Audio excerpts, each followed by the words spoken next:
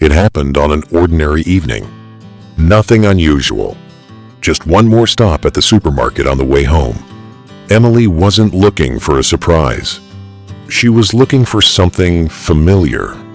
The same ice cream she'd bought for years. The same quiet reward after a long day.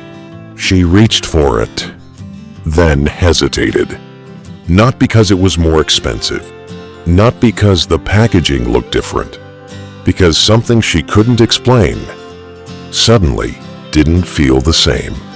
She looked at it for another moment. Then she placed it in her basket, just like she always had. Most people would forget that moment. Emily almost did. It's surprisingly easy to explain away a feeling. Maybe your tastes changed. Maybe you're remembering the past too fondly. Maybe it was just a different batch. After all, products change all the time. That's what Emily told herself, until she noticed something impossible to ignore. She wasn't the only one. Thousands of people were describing the same experience. Different products, different brands, but almost the exact same sentence. It doesn't feel the same anymore. That wasn't just disappointment. It was a pattern. And like every pattern, it had a cause. To understand that pattern, we have to look beyond the supermarket shelf. Because products don't change on their own. People change them. And every decision begins somewhere. Emily wasn't imagining it. The products she remembered had changed. Not all at once. Not dramatically. Almost never enough to make headlines. Instead, they changed the way most things do. Quietly. Over time. For years, brands like Magnum and Ben & Jerry's had become more than desserts. They became rituals. Familiar rewards. Reliable experiences people stopped thinking about. They were there after difficult days. During small celebrations. In ordinary moments that became memories without anyone noticing. That familiarity was their greatest strength. You didn't buy them because they surprised you. You bought them because they didn't. They tasted the way you expected. They felt the way you remembered. Until, slowly, that certainty began to drift. And that raises a much more interesting question. Why would companies risk changing the very products people trusted most? The answer wasn't sitting in Emily's shopping basket. It was sitting inside meeting rooms, inside factories, inside quarterly reports. Long before Emily noticed anything, the pressures had already begun to build. Raw materials became more expensive. Energy costs increased. Transportation became harder to manage. Every part of the supply chain became more expensive to maintain. Companies had a choice: raise prices dramatically, or find other ways to protect the business. Sometimes that meant changing the recipe. Sometimes adjusting portions. Sometimes redesigning packaging to maintain the appearance of value. None of those decisions were meant to shock customers. They were designed to go almost unnoticed. Not because companies wanted people to feel disappointed, but because they wanted the familiar experience to survive without the business becoming unsustainable. For a while, it worked. One of the companies navigating those decisions was Unilever, home to some of the world's most recognizable consumer brands, including two that had quietly become part of Emily's routine: Magnum and Ben & Jerry's. For years, those brands weren't just selling ice cream. They were selling familiarity, a product people trusted to deliver the same experience every single time. But businesses don't stand still. Markets change. Costs change. Expectations change. And eventually, companies change too. In 2025, Unilever separated its ice cream business into a standalone company, the Magnum Ice Cream Company, or TMICC. The products on supermarket shelves looked familiar, but behind them, The business had fundamentally changed. The ice cream didn't change overnight. The priorities did. A business built around familiar products was now operating as a standalone ice cream company. That meant becoming leaner, more efficient, more competitive. Every decision was examined. Every cost was questioned. Every improvement had to justify itself. On paper, it made perfect sense. Production became more consistent. Operations became more efficient. Waste was reduced. Distribution improved.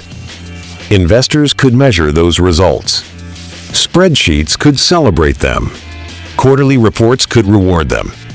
But there was one thing no report could measure: how a familiar product was supposed to feel. Somewhere along the way, emotional stewardship gave way to financial precision.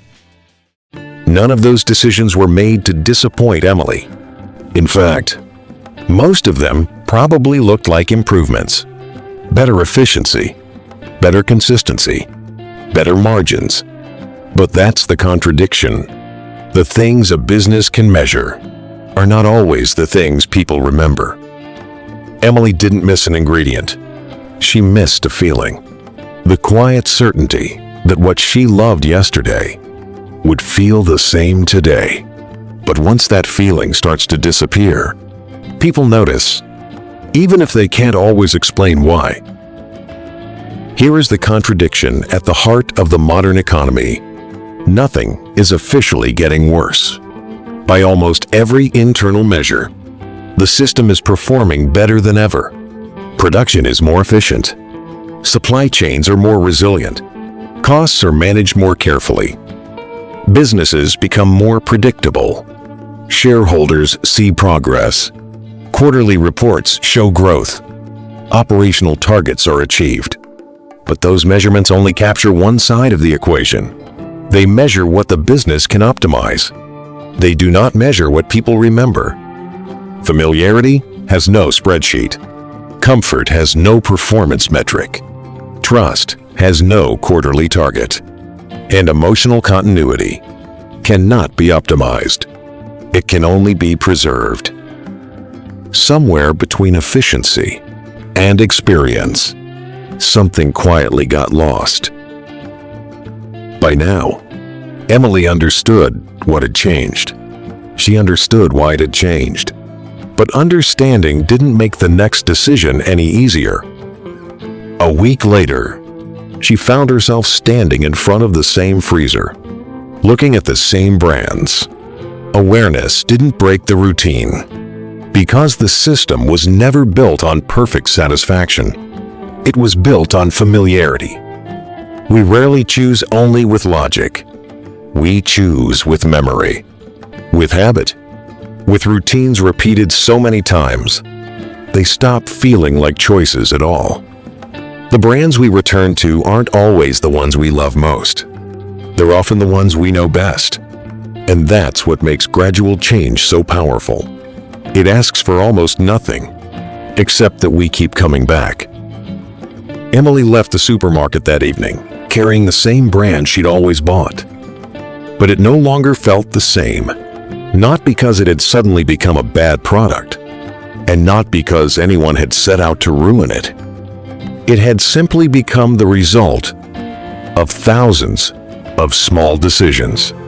Each one reasonable, each one measurable, each one almost impossible to notice on its own, until together, they changed the experience people thought would never change.